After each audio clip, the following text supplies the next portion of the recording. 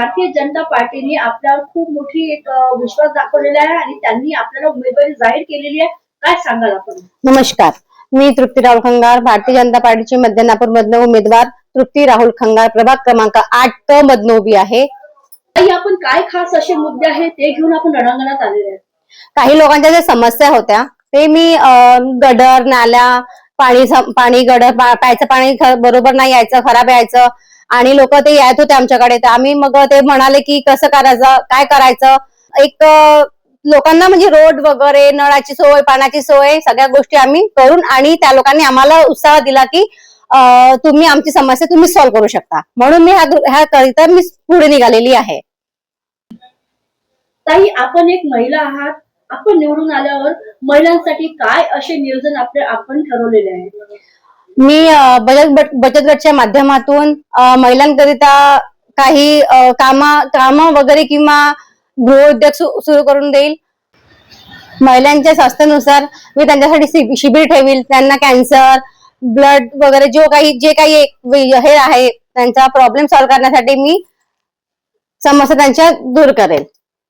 ताई, आपल्या प्रभागाची जनता आपल्यावर खूप मोठा विश्वास दाखवलेला आहे. त्यांचे आश्वासन कसे पूर्ण करा? महिलांची जी समस्या आहे ती मी त्यांच्या घरोघरी जाऊन त्यांची समस्या आहे किंवा ते हृदयरोग वगैरे आहे त्यांच्याकडे काय आहे काय नाही हे सगळे घरोघरी जाऊन मी त्यांच्याकडे आश्वासन देईल.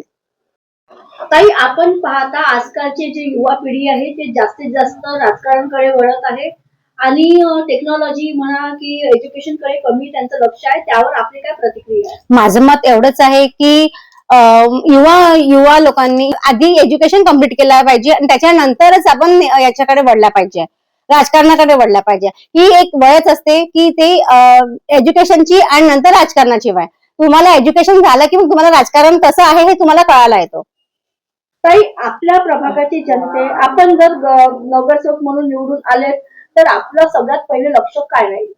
मी निवडून आली की माझा पहिला प्रश्न हेच राहील की मी पहिले सगळ्या जनतेला भेटेल आणि त्यांची समस्या घरोघरी जाऊन त्यांची समस्या विचारेल की तुमची काय समस्या आहे आणि त्यांचं निवारण काढेल. प्रभाग क्रमांक 8 मधून तृप्ती राहुल खंगार आपली मिसेस आहे, त्यांना तिकीट मिळालेली आहे, दावेदारी दिलेली आहे भाजप पक्षाने. आपण त्यांच्याबद्दल काय सांगाल? तिला या सर्व समाजकार्यामध्ये, राजकारणामध्ये आवड असल्यामुळे तिला विकासाचं विजन, स्वास्थ्य सेवा या सगळ्या गोष्टींमध्ये रुची असल्यामुळे तिला या सगळ्याच्यात तिला अनुभव आहे. त्यामुळं भारतीय जनता पक्षाने यावेळेस तिला तिकीट दिली आहे आणि विकासाचे विजन घेऊन आम्ही नेहमीच चालतो. त्या विकासाच्याच विजनावर आपण यावेळेस इलेक्शन लढणार. त्यांचे जे कार्य पाहून जनता जी आहे, आपल्या प्रभागातली जनता खूप म्हणजे त्यांच्यावर विश्वास दाखवत आहे. तर आपल्याला काय वाटते की मॅडम समाजकार्य करता करता राजकारणामध्ये पण चांगले यश मिळेल, इथे लोकांची समस्या दूर करेल?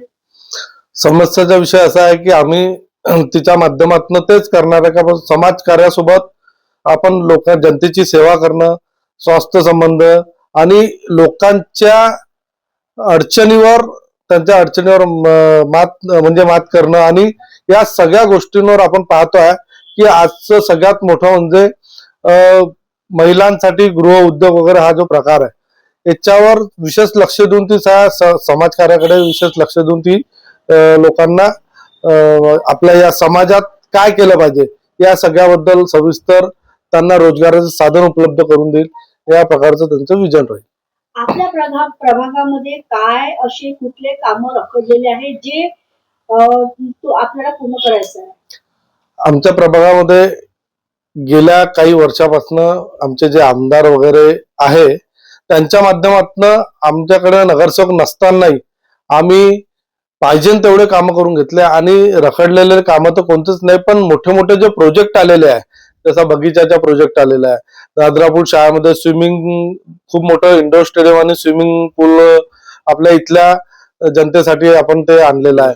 त्याचबरोबर ई लायब्ररी आपण मोमीनपुरात खूप मोठ्या प्रमाणात ई लायब्ररीचं बांधकाम झालेलं आहे.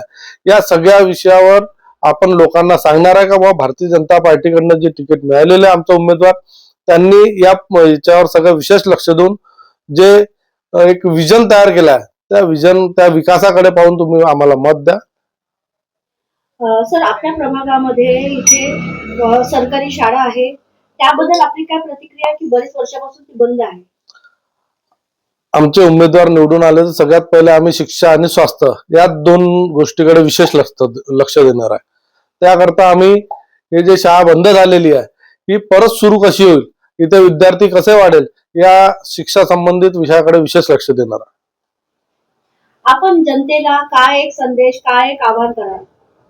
आम्ही जनतेला एकच आवाहन करणार आहे का बा येणाऱ्या महानगरपालिकेत 15 तारखेला भारतीय जनता पार्टीच्या या उमेदवारांना प्रचंड बहुमताने विजयी करा व विकासाची लहर परत या प्रभागामध्ये चालवा, एवढंच बोलून